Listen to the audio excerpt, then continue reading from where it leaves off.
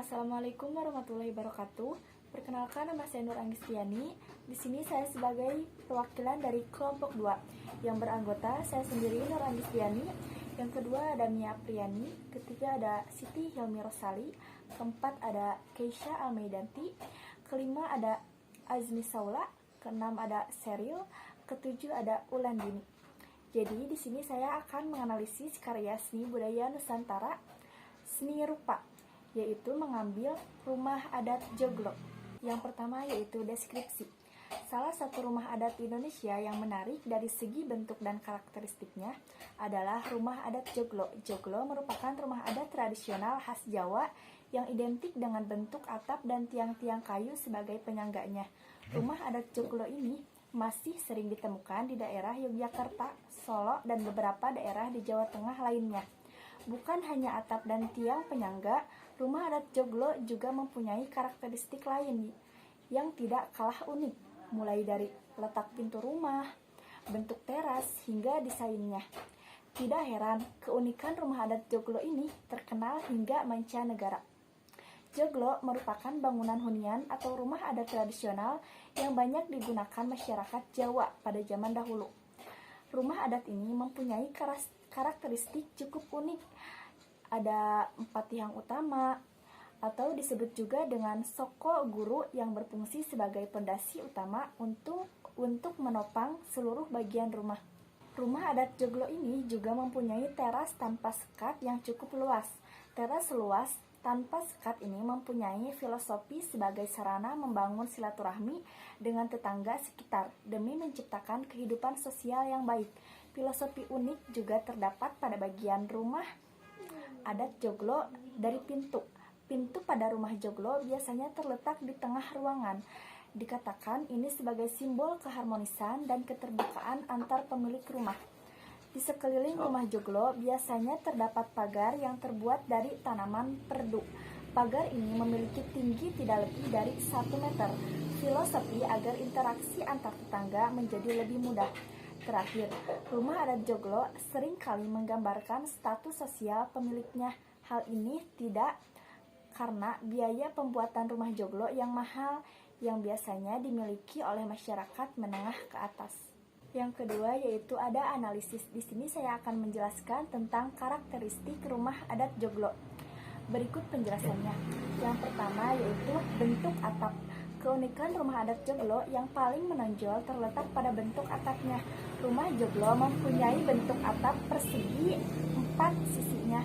Kemudian atap bagian tengah berbentuk mirip seperti kerucut namun tidak lancip.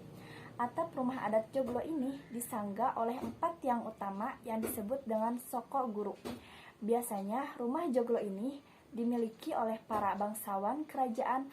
Hal ini karena rumah Joglo mempunyai ukuran yang besar dan cukup luas.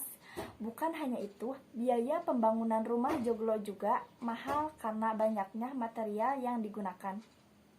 Yang kedua adalah posisi pintu utama. Karakteristik unik dari rumah adat Joglo berikutnya yaitu posisi pintu utama. Rumah Joglo selalu menempatkan pintu utama di bagian tengah. Selain itu, ada pula pintu yang terletak di sisi kanan dan kiri. Posisi ketika pintu itu menggambarkan simbol kupu-kupu yang terus terbang, berkembang, dan berusaha keras untuk keluarga besar. Selain itu, posisi pintu yang terdekat di tengah juga menjadi simbol keterbukaan dan kedekatan antar pemilik rumah. Yang ketiga, ada desain arsitektur. Karakteristik rumah adat Joglo yang terakhir tidak lain adalah desain arsitektur. Jika dilihat secara keseluruhan, rumah adat Joglo dibuat dengan desain bangunan yang unik dan menarik, mulai dari bentuk atap, tiang penyangganya, teras, hingga bagian-bagian lain dari struktur bangunannya.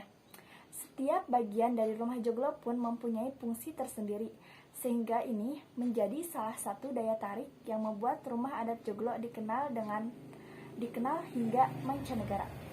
Analisis yang kedua yaitu struktur rumah adat Joglo. Berikut penjelasannya. Yang pertama yaitu pendopo, yaitu teras depan rumah yang cukup luas berfungsi sebagai pendopo atau ruang tamu jamu. Pinggitan. yaitu ruang tengah dengan bentuk atap berupa limas, biasanya untuk menjamu saudara dekat atau kerabat pemilik rumah. Terus ada omah, yaitu ruang kumpul keluarga yang letaknya di bagian dalam atau disebut juga dengan omah endalam. Biasanya mempunyai bentuk linmas dengan lantai yang lebih tinggi. Kemudian ada sentong, yaitu ruang dalam seperti dapur, kamar, kamar mandi, serta gudang untuk menyimpan hasil tani. Sentong ini dapat terletak di sisi kanan, kiri, dan tengah rumah. Kemudian ada saka, yaitu tiang-tiang yang digunakan untuk menyangga bangunan rumah secara keseluruhan. Biasanya rumah adat Joglo mempunyai 4 tiang penyangga.